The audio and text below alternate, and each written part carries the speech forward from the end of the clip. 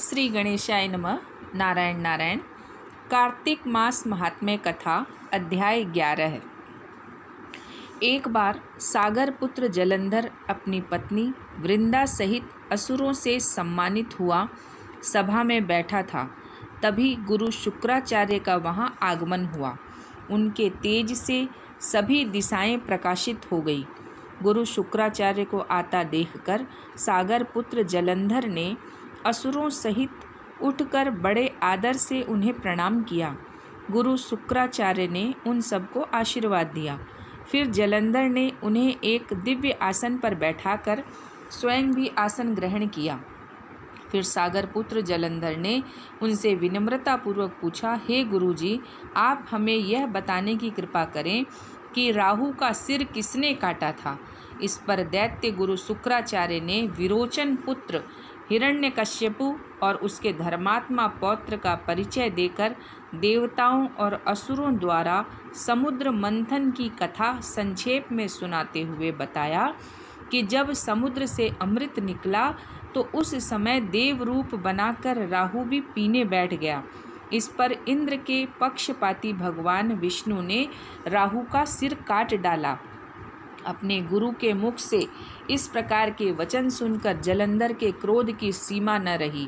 उसके नेत्र लाल हो गए। फिर उसने अपने धस्मर नामक दूत को बुलाया और उसे शुक्राचार्य द्वारा सुनाया गया वृतांत सुनाया।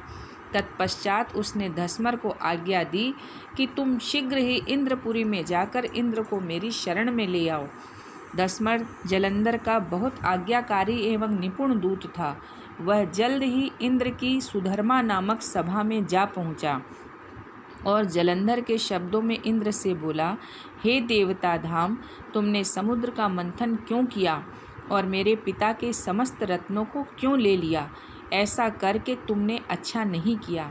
यदि तू अपना भला चाहता है तो उन सब रत्नों एवं देवताओं सहित मेरी शरण में आ जा, अन्यथा मैं तेरे राज्य का ध्वंस कर दूंगा। इसमें कुछ भी मिथ्या नहीं है। इंद्र बहुत विस्मित हुआ और कहने लगा, पहले मेरे भय से सागर ने सब पर्वतों को अपनी कुक्षी में क्यों स्थान दिया और उसने मेरे शत्रु दैत्यों की क्यों रक्षा की? इसी कारण मैंने उसके सब रत्न हरण किए हैं। मेरा द्रोही सुखी नहीं रह सकता, इसमें संदेह नहीं।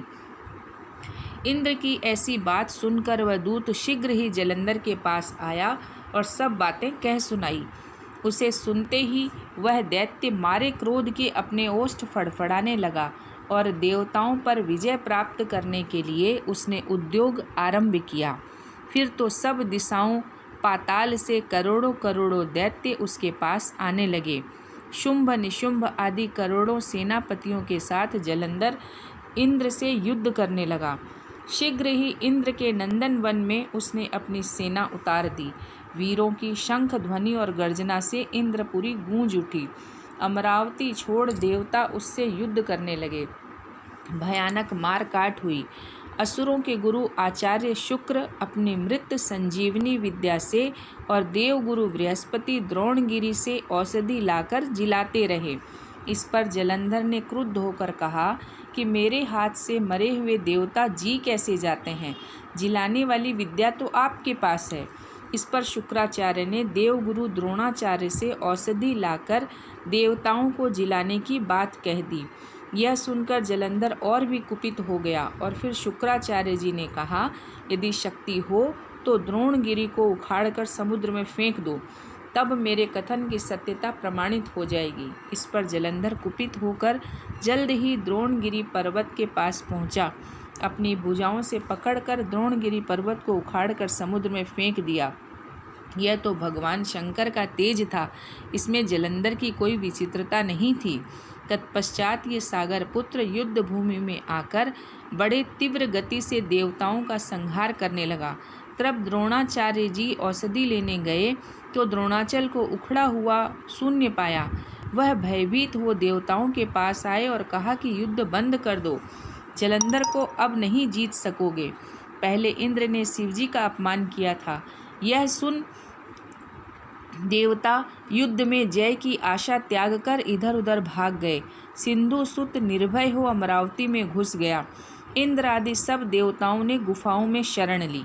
नारायण नारायण।